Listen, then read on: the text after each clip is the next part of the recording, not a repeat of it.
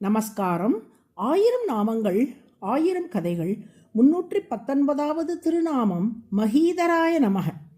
அடியேன் MBBS 3ஆம் ஆண்டு படித்து வந்த போது எங்களின் கண் மருத்துவ பேராசிரியர் ஒரு முறை அடியேனிடம் ஒரு கேள்வி கேட்டார். சுவிட்சர்லாண்டில் மத்திய ஐரோப்பிய அணு ஆராய்ச்சியின் தலைமையகம் உள்ளது. அங்கே அணு துகள்களை ஒன்றோடு ஒன்று மோத செய்து அவை உருவாவதையும் அழிவதையும் ஆராய்ச்சி செய்கிறார்கள். அணுத்துகள்கள் பற்றிய இந்த ஆராய்ச்சியின் மூலமாக இந்த பிரபஞ்சம் எப்படி உருவானது என்பதை அறிய முயல்கிறார்கள். இத்தகைய அணுத்துகள் ஆராய்ச்சியகத்தின் வாசலில் யாருடைய சிலை வைக்கப்பட்டுள்ளது தெரியுமா என்று அடியேனிடம் கேட்டார். ஆல்பர்ட் ஐன்ஸ்டீன், ஓப்பன்ஹைமர், நியூட்டன் போன்ற விஞ்ஞானிகளில் யாராவது ஒருவரின் சிலை வைக்கப்பட்டிருக்கலாம் என்று அடியேன் சொன்னேன். ஆனால் பேராசிரியர், இல்லை, அங்கே சிதம்பரம் நடராஜ பெருமாளின் சிலை 6 அடி உயரத்துக்கு வைக்கப்பட்டுள்ளது என்றார். ஒரு நிமிடம் அசந்து போனேன். நடராஜர் சிலைக்கும் அணுத்துகள் ஆராய்ச்சிக்கும் என்ன தொடர்பு என்று அடியேன் கேட்டேன்.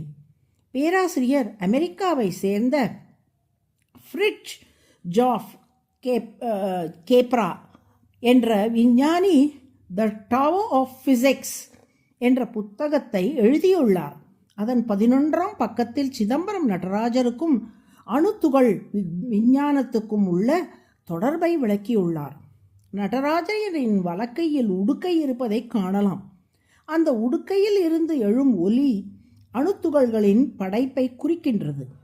அவரது இடக்கையில் நெருப்பு இருப்பதை காணலாம். அது அணுத்துகள்களின் அழிவை குறிக்கின்றது.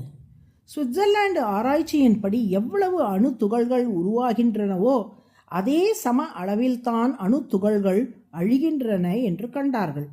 அதை உணர்த்தும் விதமாகவே நடராஜனின் வலக்கையில் உள்ள உடுக்கையும் இடக்கையில் உள்ள நெருப்பும் சம அளவில் இருப்பதை காணலாம்.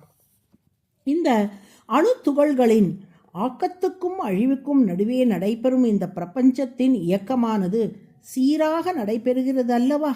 சீராக நடைபெறும் பிரபஞ்ச இயக்கத்தையே நடராஜரின் சீரான நடனமாக வெளிப்படுத்தி காட்டியுள்ளார்கள். அணுத்துகள் விஞ்ஞானத்தை பாமரனும் புரிந்து கொள்வதற்கு நமது முன்னோர்கள் தந்த வடிவமே நடராஜரின் உருவமாகும். சிதம்பரத்தில் நடராஜருக்கு எதிரே கோவிந்தராஜ பெருமாள் சயனித்திருக்கிறார் அல்லவா? அந்த திருமால் இந்த உலகை படைத்து அதை சீராக நடத்தி செல்லும் பாங்கை அவருக்கு எதிரே நடனமாக ஆடி காட்டுகிறார் சிவபெருமான் என்று விளக்கினார். ஆம், நடனம் எப்படி சீராக இருக்குமோ அவ்வாறே இந்த உலகின் இயக்கமும் சீராகவே உள்ளது. ஒரு நாள் என்றால் 24 மணி நேரம், ஒரு வருடம் என்றால் 365 நாட்கள் என அனைத்தும் ஒரு ரிதமோடு இயங்குகிறது. திருமால் இந்த உலகை ரிதமோடு இயக்குவதை தான் ரிதம் கொண்ட நடனமாக நடராஜர் ஆடுகிறாரோ என்று அடியேன் கூறினேன்.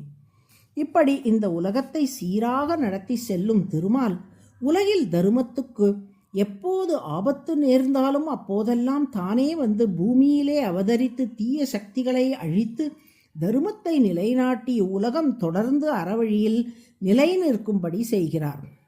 அந்த வகையில் ஒரு குறிப்பிட்ட காலத்தில் கார்த்த வீரியார்ஜுனன் உள்ளிட்ட பற்பல மன்னர்கள் அறநெறி தவறி உலகுக்கு கேடு விளைவித்து கொண்டிருந்தார்கள்.